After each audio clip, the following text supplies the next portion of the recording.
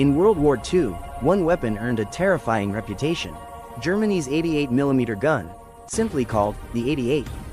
It began as an anti-aircraft gun, but on the battlefield, soldiers discovered something devastating. The 88 could destroy tanks, bunkers, and aircraft, all with deadly accuracy. Its shell traveled at over 2,600 feet per second, punching straight through armor. At long range, it could knock out Allied tanks before they could even fire back. The 88 defended cities, guarded beaches, and stalked the deserts of North Africa. Tank crews feared it, pilots dreaded it, commanders respected it. By the end of the war, tens of thousands had been built, mounted on vehicles, hidden in fields, dug into fortifications. It became one of the most versatile and feared guns of the entire war. In the skies over World War II, one aircraft became a legend: the Boeing B-17, the Flying Fortress. Built for long-range daylight bombing, it carried up to 8,000 pounds of bombs, flew over 2,000 miles, and bristled with up to 13 machine guns. A crew of 10 worked as one: pilot, bombardier, navigator, gunners, each with a life or death job.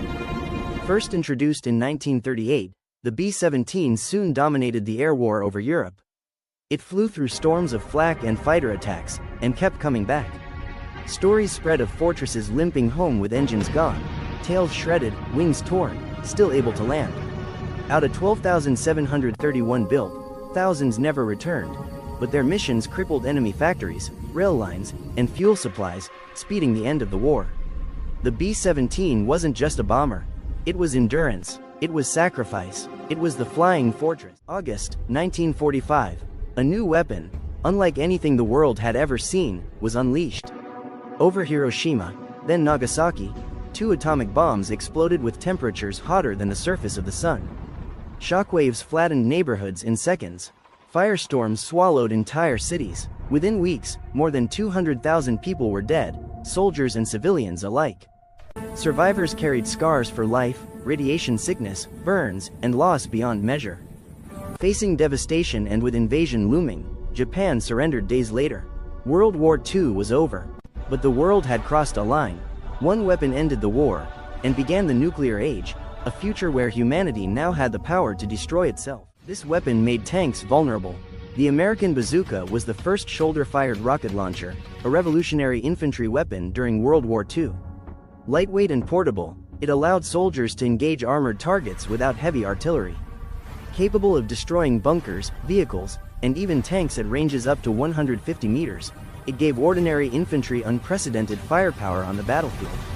Its simple design made it easy to produce and operate under harsh conditions. The bazooka's success was so significant that it inspired German engineers to develop similar weapons, including the infamous Panzerfaust, changing the face of anti-tank warfare forever. Beyond World War II, the bazooka laid the foundation for modern rocket-propelled weapons, influencing everything from shoulder-fired anti-tank rockets to guided missiles in later decades. On the Eastern Front, a new sound filled the sky: a rising howl, then thunder. The Soviets called it Katyusha. The Germans gave it another name: Stalin's organ. Mounted on trucks, these rocket launchers could fire up to 48 rockets in seconds. Not one shell at a time, but a storm of explosions across an entire battlefield. Each rocket carried high explosives, not as accurate as artillery, but devastating when fired in mass. A single Katyusha battery could blanket a target over a mile wide, smashing trenches, vehicles, and morale. They were fast: fire, then move. Before German guns could respond, the trucks were gone. By the end of the war, thousands had been built, on trucks, tanks, and even trains. Where Katyusha appeared, the front line shook. It wasn't precision that made it feared. It was the shock, the speed, and the sheer volume of fire. Katyusha, the rocket launcher that turned the battlefield into thunder. The enemy reloaded, Americans didn't. During World War II, American soldiers carried a weapon that gave them an unfair advantage. The M1 Garand was the world's first standard-issue semi-automatic rifle. While enemy troops worked bolt-action rifles, U.S. soldiers fired 8 rounds without stopping. Each shot came from powerful .3006 ammunition, effective up to 500 meters. Between 1936 and 1945, over 5.4 million Garands were produced. General George Patton called it the greatest battle implement ever devised. From Normandy to the Pacific, The Garand didn't just increase firepower, it increased confidence. And in war, confidence wins battles.